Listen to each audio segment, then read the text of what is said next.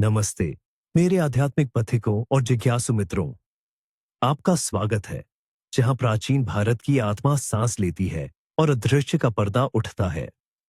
आज हम एक ऐसे दिन की दहलीज पर खड़े हैं जब धरती और पितृलोक के बीच की दूरी मिट जाती है।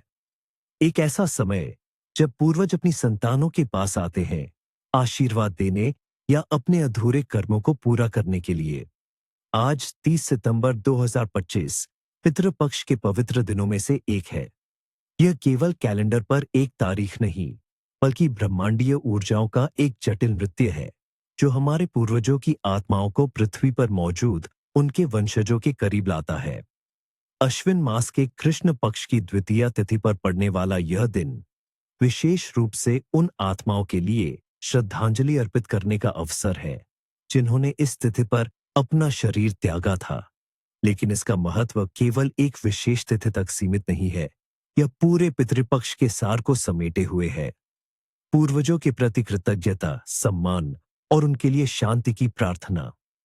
पितृपक्ष, जिसे ज्ञागत भी कहते हैं, 15 दिनों का वह समय होता है जब हम अपने मृत पूर्वजों पितरों को श्रद्धांजलि देते हैं। यह एक प्रकार का श्रद्धा अनुष्ठान है जो उन्हें मोक्ष प्रदान करने और उनके आशीर्वाद को आमंत्रित करने के लिए किया जाता है। हिंदू धर्म ग्रंथों के अनुसार इन दिनों में यमराज, मृत्यु के देवता, पितरों को कुछ समय के लिए पृथ्वी पर अपने वंशजों के पास लौटने की अनुमति देते हैं। यह अवधि प्रकृति के चक्र और मानव जीवन के गहरे संबंध को दर्शाती है। जैसे फसल कटाई के लिए तैयार होती है, वैसे ही यह समय आध्यात्मिक फसल काटने का है, पूर्वजों से आशीर्वाद प्राप्त करने का। पद्मार्थ में पितृपक्ष का धार्मिक और आध्यात्मिक संदर्भ अत्यंत गहरा है। इसका मूल अवधारणा श्राद्ध में निहित है, जिसका अर्थ है श्रद्धा से दिया गया। इस दौरान हम अपने पितरों को भोजन, जल और प्रार्थनाएं अर्पित करते हैं। यह माना जाता है कि ऐसा करने से पितरों की आत्मा को शांति मिलती है और वे संतुष्ट होकर अपने वंशजों को सुख, समृद्धि और अच्छी संतान का आशीर्वाद देते हैं। यदि कोई व्यक्ति अपने पितरों के लिए श्राद्ध नहीं करता है, तो उसे पितृदोष का भागी माना जाता है, जिससे जीवन में कई बाधाएं जैसे संतानहीनता, दरिद्रता, रोग और असामयिक मृत्यु का सामना करना पड़ सकता है।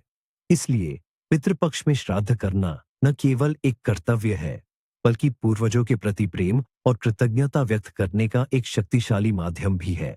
इस दौरान पितरों से स्वास्थ्य, धन, संतान और मोक्ष की कामना की जाती है।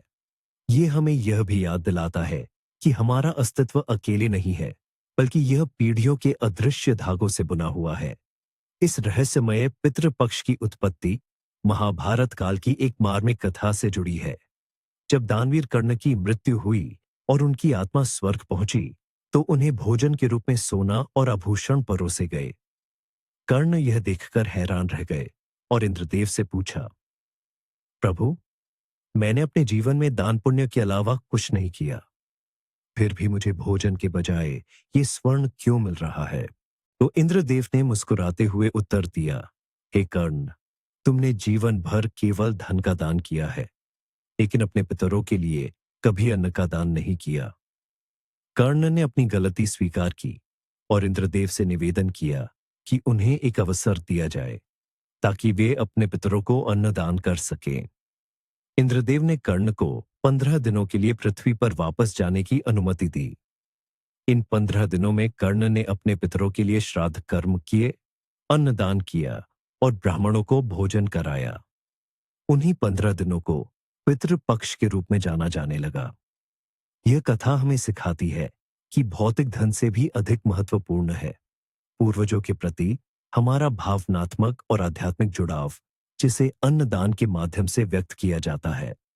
यह सिर्फ एक कहानी नहीं, यह एक कालातीत सत्य है कि हमारे पूर्वज हमारे कर्मों और श्रद्धा पर निर्भर करते हैं और उनकी शांति हमारी शांति से जुड़ी है। अब बात करते हैं भाग्य के संकेत की, उन सूक्ष्म संदेशों की जो ब्रह्मांड हमें पितृपक्ष के इन विशेष दिनों में भेजता है। लोकप्रिय शगुन और अपशगुन, लोकप्रिय भविष्यवाणियां। बेक, कौवों का भोजन ग्रहण करना। यदि आप अपने पितरों के लिए भोजन निकालते हैं, और कौवे उसे तुरंत खा लेते हैं, तो यह एक अत्यंत शुभ संकेत माना जाता है। इसका अर्थ है कि आपके पितर आपसे संतुष्ट हैं और उनका आशीर्वाद आपके साथ है। यदि कौवे भोजन के पास भी नहीं आते या उसे छोड़कर चले जाते हैं, तो यह संकेत हो सकता है कि पितर किसी बात से असंतुष्ट है या उनके लिए और अधिक श्राद्ध कर्मों की आवश्यकता है। ऐसा होने पर किसी योग्य ब्राह्मण से सलाह लेकर अतिरिक्त शांति पाठ या दान करना चाहिए। 2. गाय और कुत्तों का घर के पास आना। पितृपक्ष के दौरान यदि गाय या कुत्ता आपके घर के दरवाजे पर आता है और आप उसे भोजन कराते हैं, तो इसे पितरों का आशीर्वाद माना जाता है। गाय को हिंदू धर्म में पूजनीय माना जाता है और कुत्ते को यमराज का दूत। इन्हें भोजन कराने से पितरों की आत्मा को तृप्ति मिलती है। यदि वे आपके द्वारा दिए गए भोजन को नहीं लेते, तो यह असंतोष का संकेत हो सकता है, जो आने वाली परेशानियों का पूर्व सूचक हो सकता है। 3. अचानक बारिश होना। पितृपक्ष के दौरान अचानक हुई बारिश को पितरों के आशीर्वाद का प्रतीक माना जाता है। यह दर्शाता है कि पितर प्रसन्न हैं और आने वाले समय में आपके परिवार में सुख समृद्धि बनी रहेगी। यदि मौसम अत्यधिक शुष्क और गर्म रहता है, तो यह संकेत हो सकता है कि पितरों को शांति नहीं मिल रही है, जिससे घर में कलह या आर्थिक संकट बढ़ सकता है। 4. खोई हुई वस्तु का मिलना। यदि पितृपक्ष के दौरान आपकी कोई पुरानी या महत्वपूर्ण खोई हुई वस्तु अचानक मिल जाती है, तो इसे पितरों का आशीर्वाद माना जाता है। यह संकेत है कि आपके अटके हुए कार्य पूरे होंगे और भाग्य आपका साथ देगा। इसके विपरीत यदि कोई महत्वपूर्ण वस्तु खो जाती है और नहीं मिलती, तो ये पितृदोष या आने वाली किसी बाधा का संकेत हो सकता है। 5. पीपल के पेड़ के पत्ते हिलना। यदि हवा न होने पर भी पीपल के पेड़ के पत्ते हिलते हुए दिखे, तो यह माना जाता है कि पितर उस स्थान पर उपस्थित हैं और अपनी उपस्थिति दर्ज करा रहे हैं। ऐसे में आपको हाथ जोड़कर पितरों को प्रणाम करना चाहिए और उनकी शांति के लिए प्रार्थना करनी चाहिए। इस संकेत को अनदेखा करने से पितरों की नाराजगी झेलनी पड़ सकती है। 6. धन संबंधी अप्रत्याशित लाभ या हानि। यदि इस अवधि में आपको अप्रत्याशित धन लाभ होता है, जैसे रुका हुआ धन वापस मिलना या कोई पुराना निवेश फल देना, तो यह पितरों के आशीर्वाद का स्पष्ट संकेत है। यह दर्शाता है कि आपकी आर्थिक स्थिति सुधरेगी। वहीं यदि बिना किसी कारण के धन हानि होती है या कोई बड़ा नुकसान होता है, तो यह पितृदोष या किसी पूर्वज के असंतुष्ट होने का संकेत हो सकता है, जिसके लिए विशेष पूजा अर्चना की आवश्यकता होगी। इस रात के सपने।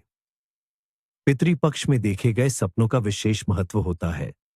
इन्हें अक्सर पितरों द्वारा भेजे गए संदेश माना जाता है। मृत पूर्वजों को जीवित देखना। यदि आप अपने मृत पूर्वजों को सपने में जीवित, हंसते हुए या आशीर्वाद देते हुए देखते हैं, तो यह अत्यंत शुभ है। इसका अर्थ है कि वे संतुष्ट हैं और आपकी ओर से किए गए श्राद्ध कर्मों को स्वीकार कर रहे हैं। यह आपके लिए आने वाले सुखद भविष्य का संकेत है। ये पूर्वजों को दुखी या परेशान देखना। यदि सपने में आपके पूर्वज दुखी, भूखे या किसी परेशानी में दिखते हैं, तो यह एक चेतावनी है। इसका अर्थ हो सकता है कि उनकी आत्मा अभी तक शांति प्राप्त नहीं कर पाई है या वे आपसे कुछ और उम्मीद कर रहे हैं। ऐसे में आपको उनके लिए अतिरिक्त तर्पण, पिंडदान या किसी गरीब को भोजन कराना चाहिए। पानी या भोजन देखना। सपने में अपने पूर्वजों को पानी पीते या भोजन करते देखना उनकी तृप्ति का संकेत है। यदि वे पानी या भोजन मांग रहे हैं, तो इसका अर्थ है कि उन्हें इसकी आवश्यकता है और आपको उनके नाम पर दान करना चाहिए। अंधेरा या बंद जगह देखना। यदि सपने में आपको अंधेरा, सुनसान जगह या अपने पूर्वज किसी बंद स्थान पर दिखते हैं, तो ये संकेत हो सकता है कि उनकी आत्मा मुक्त नहीं है और उन्हें मोक्ष के लिए आपके प्रयासों की आवश्यकता है। यह पितृदोष का भी संकेत हो सकता है। इस दिन जन्मे लोग। जो लोग पितृपक्ष में जन्म लेते हैं, उनके बारे में माना जाता है कि वे अपनी कुंडली में पितृदोष लेकर आते हैं या उनके जीवन पर पूर्वजों का गहरा प्रभाव होता है। चरित्र और भाग्य। ऐसे व्यक्ति अक्सर संवेदनशील, आध्यात्मिक और अंतर्मुखी होते हैं। वे अपने परिवार और परंपराओं से गहराई से जुड़े होते हैं। उनमें एक स्वाभाविक करुणा और दूसरों की मदद करने की इच्छा होती है।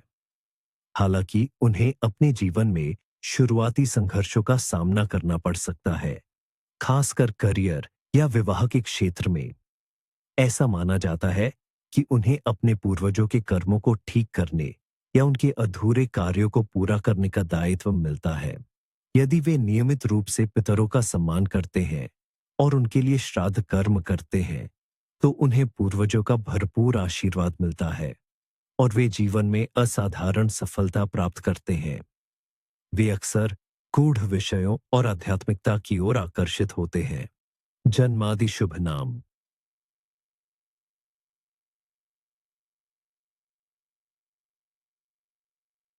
उस सर हिंदू संस्कृति में जन्मादि नाम का विशिष्ट पश्चिमी नेम डे जैसा कोई चलन नहीं है। हालांकि यदि कोई बच्चा इस दिन जन्म लेता है, तो उसके नामकरण में विशेष सावधानी बरती जाती है।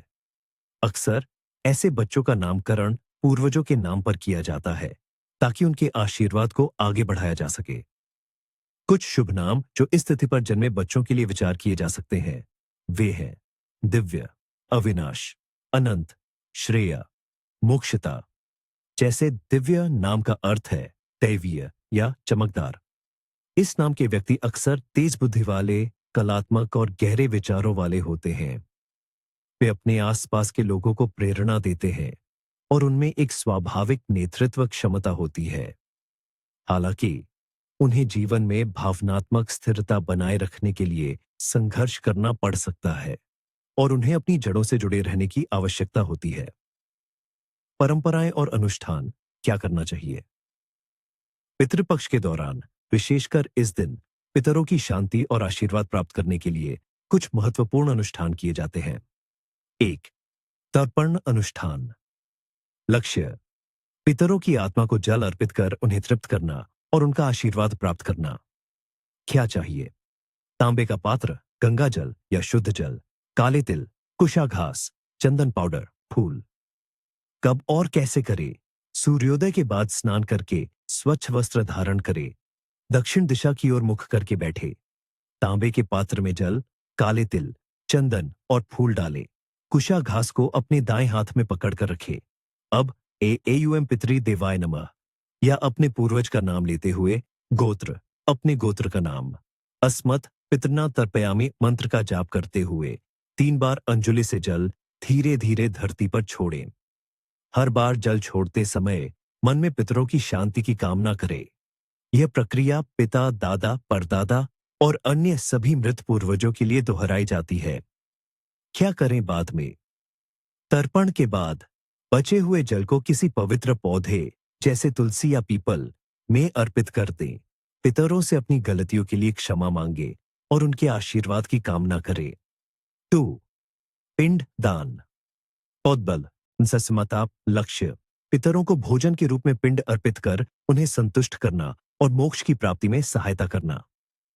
क्या चाहिए? पके हुए चावल, जौ का आटा, काले तिल, दूध, शहद, घी। कब और कैसे करें? स्नान के बाद स्वच्छ वस्त्र पहनकर दक्षिणमुखी होकर बैठे। पके हुए चावल, जौ का आटा, काले तिल, दूध, शहद और घी को मिलाकर 3 गोल पिंड केंदे बनाए। इन पिंडों को कुशा घास पर रखकर पितरों को अर्पित करें। इदम पिंडम, पितृ का नाम, सव पितृभ्यो नमः मंत्र का जाप करते हुए पिंडों पर जल और फूल चढ़ाएं। क्या करें बाद में? पिंडदान के बाद इन पिंडों को किसी गाय, कौवे या कुत्ते को खिला दें या किसी नदी में प्रवाहित कर दें। यह सुनिश्चित करता है कि भोजन पितरों तक पहुंचे। 3. ब्राह्मण, भोजन और दान। इन लक्ष्य: पितरों को ब्राह्मणों के माध्यम से भोजन और वस्त्र अर्पित कर उनका आशीर्वाद प्राप्त करना। क्या चाहिए? सात्विक भोजन, बिना प्याज, लहसुन, वस्त्र, दक्षिणा, धन। कब और कैसे करें? श्राद्ध के दिन 1 या अधिक ब्राह्मणों को घर पर आमंत्रित करें। उन्हें आसन पर बैठाकर सम्मान दें। पितरों के निमित्त तैयार किया गया सात्विक भोजन उन्हें परोसे। भोजन के बाद उन्हें वस्त्र और दक्षिणा दें। भोजन परोसने से पहले थोड़ा भोजन कौवे, गाय और कुत्तों के लिए अलग निकाल लें। क्या करें बाद में? ब्राह्मणों के आशीर्वाद लें और उन्हें सम्मानपूर्वक विदा करें। यह दान पितरों की आत्मा को सीधे पहुंचता है और उन्हें शांति प्रदान करता है। चौर दीपदान। लक्ष्य पितरों के मार्ग को आलोकित करना और उनकी आत्मा को शांति प्रदान करना। क्या चाहिए? मिट्टी का दीपक, तेल। तिल का तेल शुभ माना जाता है। रुई की बाती। कब और कैसे करें? शाम के समय अपने घर के बाहर दक्षिण दिशा में मुख करके एक मिट्टी का दीपक जलाएं। दीपक जलाते समय एयुएम पितृ शांति नमः मंत्र का जाप करें और पितरों से अपने और अपने परिवार के लिए शांति और सुख की कामना करें। क्या करें? बाद में दीपक को रात भर जलने दें। यह पितरों के लिए एक मार्गदर्शक प्रकाश का काम करता है। पाक परंपराएं। ये पितृपक्ष में भोजन की शुद्धता का विशेष ध्यान रखा जाता है। इस दौरान सात्विक भोजन ही बनाया और खाया जाता है। भोजन प्याज, लहसुन, मांसाहार और शराब का सेवन सख्त वर्जित है। मुख्य रूप से खीर पूरी, कढ़ी चावल, सब्जी, दाल और मिठाई जैसे व्यंजन तैयार किए जाते हैं। खीर दूध, चावल और चीनी से बनी एक विशेष महत्व रखती है क्योंकि यह मीठा और शुद्ध होता है, जो पितरों को अत्यधिक प्रिय माना जाता है। भोजन तैयार करने के बाद पहले उसे पितरों के निमित्त अर्पित किया जाता है, फिर ब्राह्मणों को खिलाया जाता है और उसके बाद ही परिवार के सदस्य भोजन ग्रहण करते हैं। यह भी ध्यान रखा जाता है कि भोजन ताजे बर्तनों में बनाया जाए और उसे पूरी शुद्धता के साथ परोसा जाए। दिन के मुख्य प्रतिबंध। क्या नहीं करना चाहिए?